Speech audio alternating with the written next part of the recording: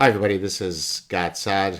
I wasn't planning on releasing a clip today, but as you know, the tsunami of lunacy keeps crashing on the shores of reason in an endless and perpetual manner, and so I'm always summoned back to service. So I wanted today to spend a few minutes talking about an editorial that just came out in Science magazine. Now, for those of you who don't know, Science and Nature are the top two interdisciplinary science journals in the world. But you might think that such prestigious outlets might be immune to what I call the D.I.E religion. Again, see my forthcoming book, The Parasitic Mind. D.I.E stands for diversity, inclusion, and equity. Of course, they're not. As I have explained repeatedly, the fact that you are a natural scientist, the fact that you're educated, does not imply that you won't become a victim to many of the dreadful idea pathogens that I discuss in my work and in my forthcoming book. So now I'd like to read for you the whole editorial written by H. Holden Thorpe, who is the editor-in-chief of the full family of journals of science. So this is a prestigious editorial position. So here's what he writes, and then I will read it. I will put you the link to the editorial in the description section of the clip, and I will make comments, excuse me, throughout my reading, and then I will also share with you a few offers that I've made to Dr. Thorpe. So here we go. This is now I'm reading his editorial. Time to look in the mirror. That's the title of the article. This is a grave time in American history. Both the public health and economic problems of coronavirus disease 2019, COVID-19, were foreseeable. But even more predictable is the racial tension gripping the United States in the wake of the brutal killing of George Floyd. It is easy to think that the problem is isolated to individual racists in the community and in the government, and that the scientific enterprise is immune to racism. Scientific inquiry produces knowledge, and that ultimately leads to justice, right? Not so fast. The U.S. scientific enterprise is predominantly white, as are the U.S. institutions that science's authors are affiliated with, white institutions.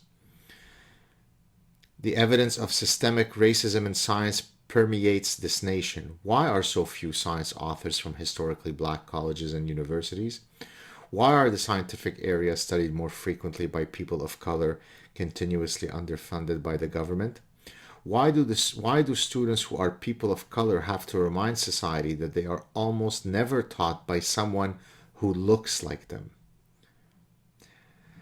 So, for example, if you're learning, say, differential equations or artificial neural networks or,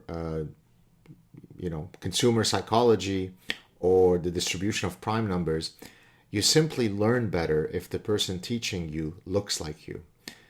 One of the challenges that I've had to face when I was a student is that nobody is quite as good looking as me, and so I could never see in my professor someone who looked like me.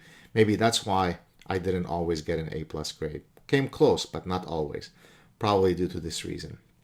So again, this is the editor of Science who is arguing that one of the reasons that maybe people of color are not doing as well is because they're not being taught by people who look like them.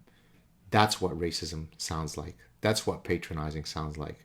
Because a black person can't learn prime numbers, can't learn differential equations, can't learn topological algebra if the person teaching it doesn't look like them. Why has the United States failed to update its ways of teaching science when data show that people of color learn better with more inclusive methods? I mean, could you imagine how condescending that is to anyone who is the recipient of this white knight? If there had been more diversity in science, would we have the painful legacy of the Tuskegee syphilis study and the shameful non-recognition of Henrietta's lax contribution to science? Well, the Tuskegee syphilis study was truly a grotesque reality, and that certainly is something that one could very forcibly criticize. So I'm on board with that.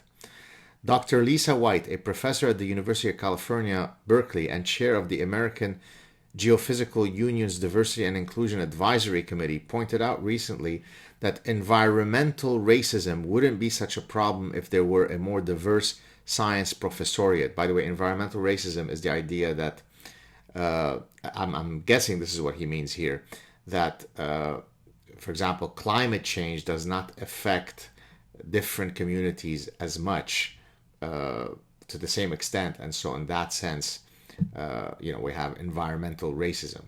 I'm guessing that's what is meant here. For example, only 4% of tenured and tenure-track faculty in the top 100 geoscience departments in the United States are people of color. Now, fine, we can throw all these kinds of equality of outcomes measures all over the place, but here's one that I'd like to point to. 24 out of the 25 top all-time leading rushers in the NFL were black. 24 out of 25. Why is there systemic racism against white running backs in the NFL? Same comment about wide receivers. Go and check the winners of the 100 meters in the Olympics. Go and check the winners of the Boston Marathon. One word is going to keep coming up. Kenya, Kenya, Kenya, Kenya, Kenya, Kenya. Take a deep breath. Kenya, Kenya, Kenya. So if you're going to define your existence by, if you want to die on the hill of equality of outcomes, it's not only in certain areas where equality of outcomes is operative, but not in others. Or you could actually grow a brain and realize that a just society doesn't care about equality of outcomes, it cares about equality of opportunities. If there is proof that there is a systematic bias that doesn't allow for equality of opportunities, as say when we had institutionalized sexism, then by all means intervene. But this is not what we have in today's world. No amount of screaming is going to alter the reality of the data. Not surprisingly, Dr. Martin Luther King described this problem in 1963 in his letter from Birmingham jail. First, I must confess that over the past few years I have been gravely disappointed with the white moderate. I have almost reached the regrettable conclusion that the Negro's great stumbling block in his stride toward freedom is not the white citizens' counselor or the Ku Klux Klanner, but the white moderate who is more devoted to, quote, order than to justice, who prefers a negative peace, which is the absence of tension, to a positive peace, which is the presence of justice, who constantly says, quote, this is a quote within Martin Luther King's quote, I agree with you in the goal you seek, but I cannot agree with your methods of direct action, close quote, who paternalistically believes he can set the timetable for another man's freedom, who lives by a mythical concept of time, and who constantly advises the Negro to wait for a, quote, more convenient season, close quote, completely. So this whole thing that I just read was from Dr. King. The reckoning Dr. King calls for has not happened in the intervening 57 years. The failure of the white moderates to heed the call of the Birmingham jail is just as integral to today's systemic racism as the racist actions of some law enforcements. It's not just abusive police that need to be reminded that Black lives matter. It is time for the scientific establishment to confront this reality and to admit its role in perpetuating it. The first step is for science and scientists to say out loud that they have benefited from and failed to acknowledge white supremacy. Really? All scientists should say this? I'm a war refugee from Lebanon. I ran as fast as I could so my head was not detached from the rest of my body. Have I had the privilege? I've got this nice, sexy olive skin. Do I get to apologize and scream loudly, or do I get a pass? And then science and scientists finally need to listen to and make space for people of color to lead laboratories that publish great science and produce influential scientists, run institutions and their scientific units, and propel science and other journals to promote structurally underfunded scientists and areas of science. Well, here's a very good way for you to put your money where your mouth is. Step down from your editorial board and appoint a person of color to assume this prestigious position. So don't patronize and moralize other people, you have the power to step down right now and put a person of color. But guess what? Probably that person has more integrity than you, because they wouldn't want that position based on you stepping down from your high white horse. Rather, they'd want to earn it. Someone I turn to for wisdom and leadership on this issue is Dr. Valerie Shears Ashby, the Dean of the Trinity College of Arts and Science at Duke University. As an African American female, she claims that she is leading today only because a few people decided to let her into this exclusive club, something she says hardly ever happens. Quote, "How much creativity are we leaving on the table?" Close quote, she asks. Quote, "Because science repeatedly fails to come to terms with our narrowly defined processes and our limited ways of determining success." Close quote. Determining success, question mark, close quote. As in the past, the scientific community is expressing anguish, outrage, and renewed commitment to promote equity and inclusion. But when the protests wind down and disappear from the headlines, science will be at a familiar fork in the road. Let's have the courage to take the right path this time. So I took this gentleman's editorial at heart, and so I first wrote to him, "Dear Holden Thorpe," I tagged him on Twitter, "I would be delighted if you'd invite me to write a rebuttal to your editorial. Congrats on your editorial appointment. I await your reply here or via email."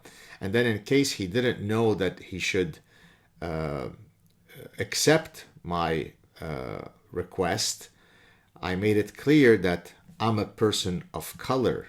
I score the highest in victimology poker, and therefore he should definitely heed my request. So I wrote, "By the way, Dr. Thorpe, I'm an olive-skinned Arabic Jewish war refugee who was shunned by many social scientists for introducing evolutionary theory in the business school. So please don't silence my voice of color. I await your reply. Give a brown war refugee an opportunity." Let's see if he answers. Let me reiterate again. I am the strongest possible proponent of fighting against bigotry, injustice, hate, because I have lived it personally in the most profound of ways. Okay? So I detest it when it's levied against blacks, against whites, against Muslims, against non-Muslims, against atheists, against religious people, against tall people, against short people, against purple people. Any time when you are discriminating against someone because of immutable characteristics, you're a cretin. And of course, I will do whatever I can to fight you for your bigotry. But to engage in this endless self-flagellation at the altar of the D.I.E religion is a violation of the most fundamental tenets of what makes our society the great society that it is, notwithstanding all of the flaws that it has, and that is individual dignity. I come from a world, Lebanon, the Middle East, that is defined through the prism of tribalism. It's not a society that you want to live in. What makes the United States, to some extent Canada, and the West more generally, much better place to live than other parts of the world is because we have found the best recipe so far, not the perfect one, but the best recipe to live together, to live in peace. Does it always work? No. What the grotesque guy who snuffed the life of Mr. George Floyd in front of the camera for nearly 9 minutes, it didn't work there. But that's a reflection of that guy having a dark heart. The great majority of people that I've interacted with in 26 years, and by the way, I'm at a university that is defined by its cultural vibrancy and its pluralistic ethos. There are tons of Muslims and Jews and atheists and black people and white people and transgender people. I mean, you couldn't have a more progressive school than the one that I've been at since 1994. And I've seldom seen, the type of bigotry and hate that this guy is constructing in his delusional mind. Most people work well with each other, respect each other, treat each other kindly and properly. If anything, the general environment in academia is so politically correct, so afraid to commit a microaggression, that it is the exact opposite of what he's saying. It is so sanitized that it doesn't mimic real life. That's how polite and non-bigoted most people are. So pandering to, quote, people of color that's what racism is. They don't need your white knighthood. They want to be judged just like everybody else based on their great qualities, or judge harshly based on their flaws, like any good, decent person would. I don't care what someone's color or sexual orientation is. What I care about is the totality of their flaws and their qualities. And then I make a judgment as to that person who is facing me. So, Dr. Thorpe, again, I would love to write a rebuttal to your article, because if you don't, then I might accuse you of either being anti-Semitic, anti-Arab, anti-Middle Easterner, anti-war refugee. You're trying to silence the voice of the marginalized. So do the right thing and let me write an editorial rebuttal in Science. I wish I could say slowly we inch, quickly we gallop. Take care, everybody.